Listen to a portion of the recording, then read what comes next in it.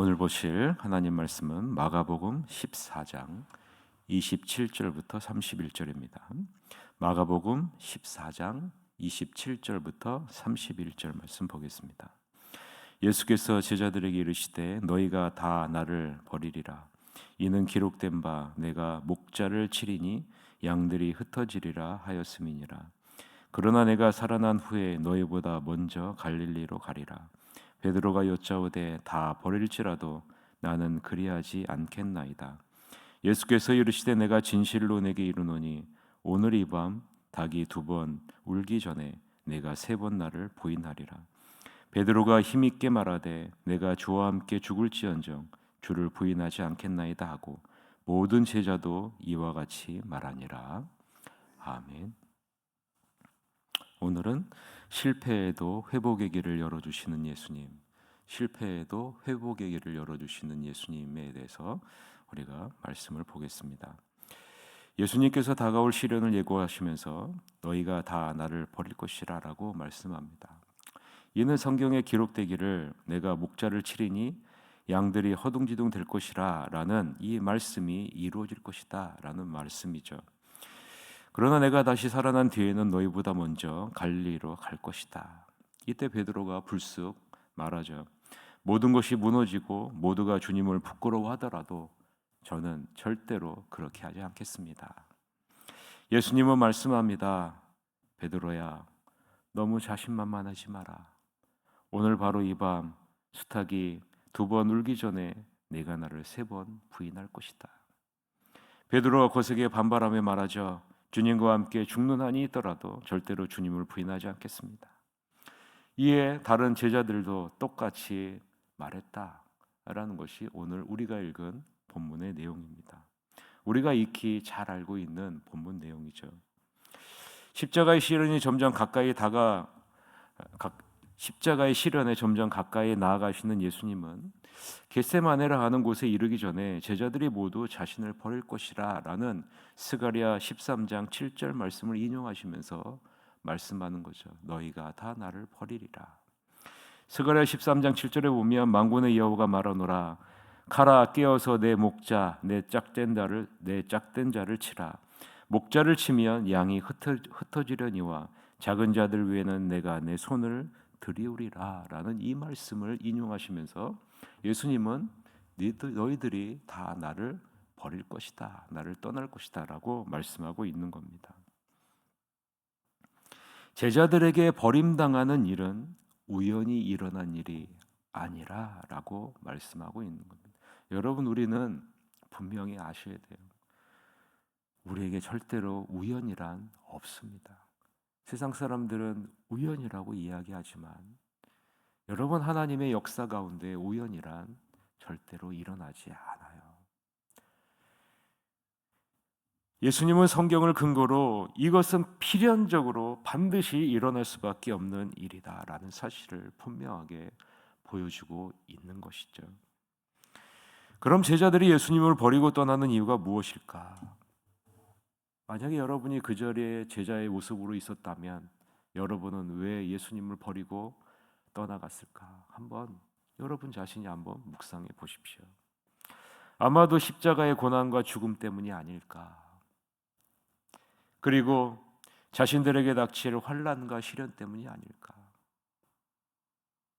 제자들이 예수님에게 원하는 것은 십자가의 고난과 죽음이 아니라 무엇을 원합니까? 정복이고 승리를 원하고 있지 않습니까? 바울이 고린도전서 1장 23절에 뭐라고 말씀합니까? 고린도전서 1장 23절에 오면 우리는 십자가에 못 박힌 그리스도를 전하니 유대인에게는 거리끼는 것이요 이방인에게는 미련한 것이로되라고 말씀합니다.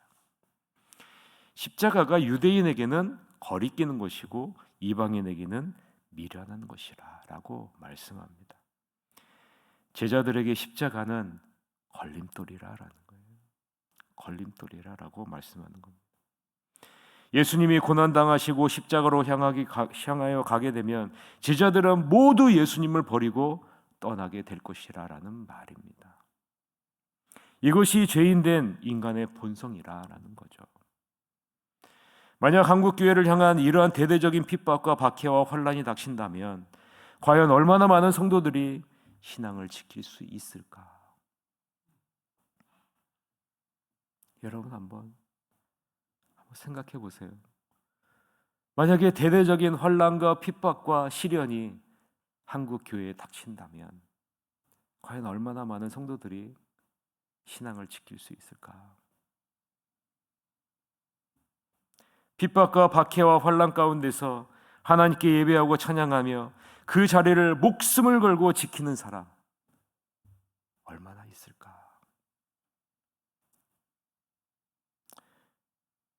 아니면 핍박과 박해와 환난과 십자가가 걸림돌이 되어 교회를 떠나게 될까? 예수님은 왜 처절한 실패를 제자들에게 말씀하실까요? 쉽게 말하자면 너희는 모두 반드시 실패할 것이라는 말 아니겠습니까? 지금 예수님은 제자들이 그렇게 말씀하고 있는 거예요. 너희는 반드시 실패할 것이다. 너희는 반드시 처절한 실패를 맛볼 것이다 라는 말입니다. 예수님이 이렇게 말씀하시는 이유는 죄악된 인생의 결과가 바로 그러한 모습이라는 말이에요. 죄악된 인생의 결과는요, 반드시 실패를 맛볼 수밖에 없는 겁니다.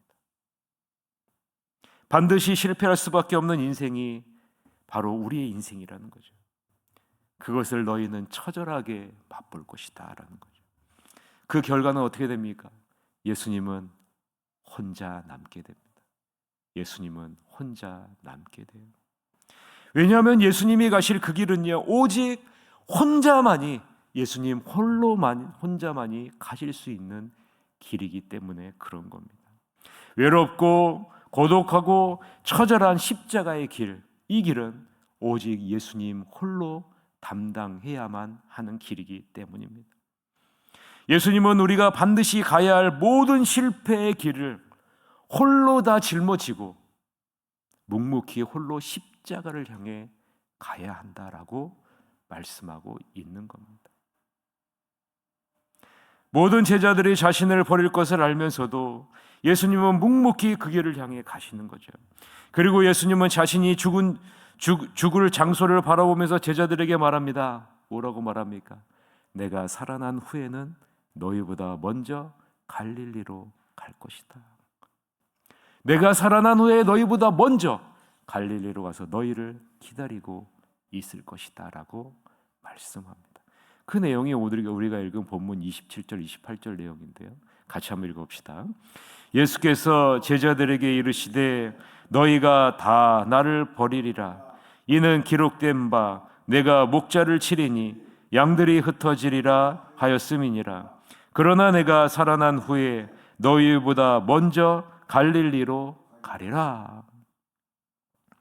너희가 짊어지고 가야 할 모든 죄악의 실패의 짐을 예수님은요, 내가 대신 다 짊어지고 홀로 갈 것이다 라고 말씀하고 있는 겁니다. 그리고 십자가에서 죽을 것이고 죽음의 권세를 깨고 부활한 이후에 내가 갈릴리로 먼저 가서 기다리고 있을 것이다.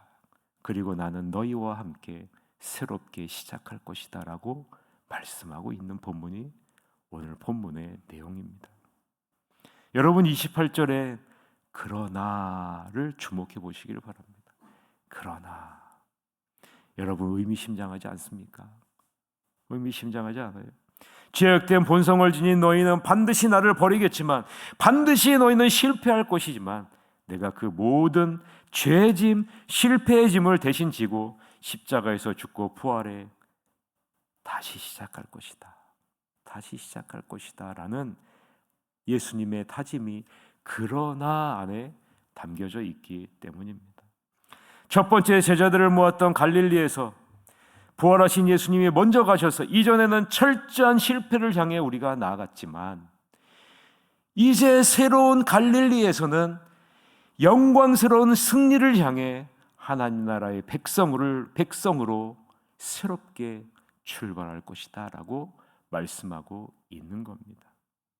동일한 장소인데요, 실패를 향해 죽음을 향해 나갔다면 이제는요, 동일한 장소에서 부활하신 예수님과 함께 제자들은 승리의 영광을 향해 하나님의 나라를 향해 하나님 나라의 백성다운 모습으로 나아가게 될 것이다라고 말씀하고 있는 겁니다.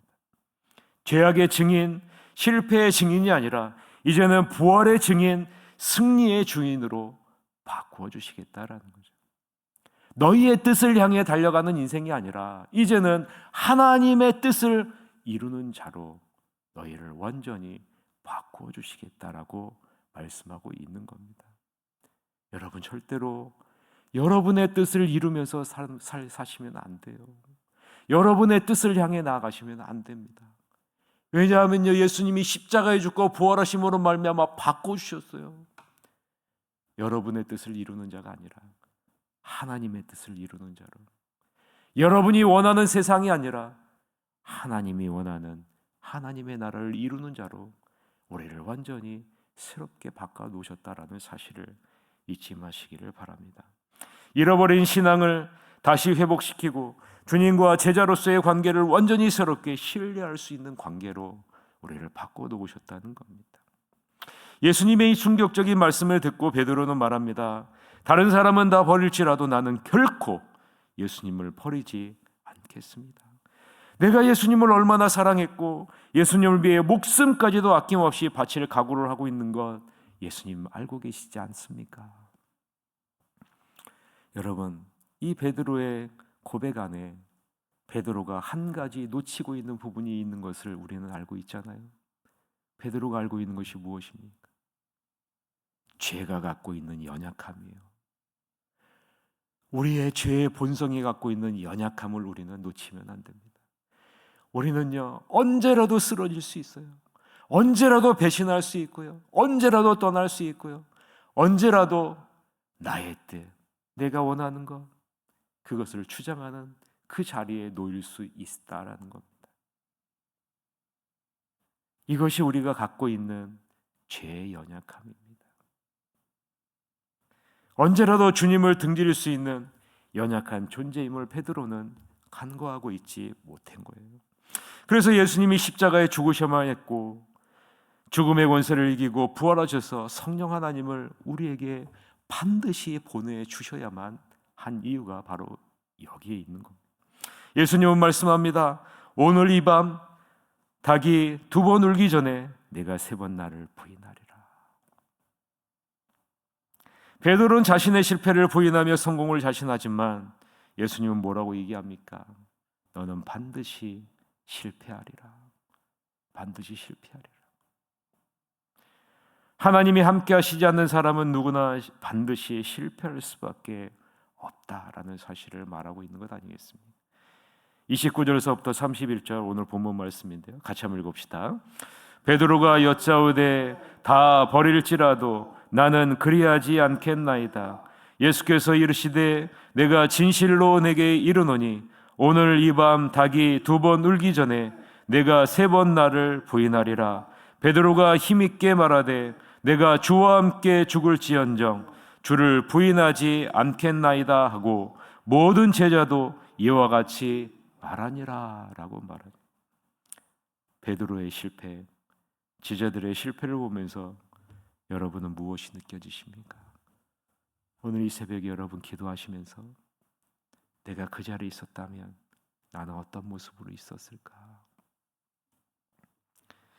여러분 묵상하시면서 주님 앞에 나아가시길 바랍니다. 신앙은요, 단순히 말과 의지가 아닙니다. 신앙은 오직 하나님의 은혜에 의존해야만 하는 것이 신앙이라는 사실입니다. 인간의 죄악된 본성은 연약함으로 드러나 누구든지 베드로처럼 넘어지고 실패할 수밖에 없다는 것, 제자들처럼 넘어지고 실패할 수밖에 없다는 사실, 이 사실을 절대로 잊으시면 안 됩니다. 그래서 우리는 날마다 우리 안에 계신 성령 하나님을 의지하면서 저는 실패할 수밖에 없습니다. 그러나 성령 하나님으로 말미암아 일어설 수 있습니다. 주님의 은혜를 간구합니다. 주님 도와주십시오. 날마다 성령 하나님의 도우심을 구하며 나가야 되고 날마다 말씀을 통해 말씀으로 내 마음을 비추어 성령 하나님의 그 도우심을 받아야 된다라는 사실입니다. 아무쪼록 나 자신의 연약함을 인정하고 날마다 하나님의 은혜에 의존하는 천적 위탁의 삶을 살아내셔서 우리가 오늘 시작할 때 말씀한 오늘 본문의 제목과 같이 실패에도 회복의 길을 열어주시는 예수님을 바라보며 승리하시는 여러분이 되시기를 주님의 이름으로 간절히 축원합니다. 이 시간에 우리 나라와 민족을 위해서 우리 간절히 기도하는 시간을 가졌으면 좋겠습니다. 하나님, 이 나라의 민족이 주님의 은혜로 이렇게 부흥해서 귀하게 쓰임받게 됐는데 이제 이 나라 민족이 교만하여서 하나님을 등지고 버리고 홀로 설 수 있다고 생각하는 어리석은 자리 있습니다. 하나님, 회개하며 돌아오는 이 나라 민족이 될 수 있도록 이끌어 주시고 모든 면에서 온전히 연합되고 하나가 되는 나라가 될 수 있도록 이끌어 주시옵소서. 더불어 어제 우리 장로 고시가 있었는데 모두 훌륭한 성적으로 다 합격을 하셨습니다. 이제 장로 3인, 안수집사인, 권사 1인 이제 임직식을 갖게 되는데 아버지 하나님, 이런 헌신자들을 통해 새하늘교회도 새롭게 일어설 수 있도록 인도해 주시옵소서라고 우리 다 같이 통성으로 기도하시러 가도록 하겠습니다. 기도하시겠습니다.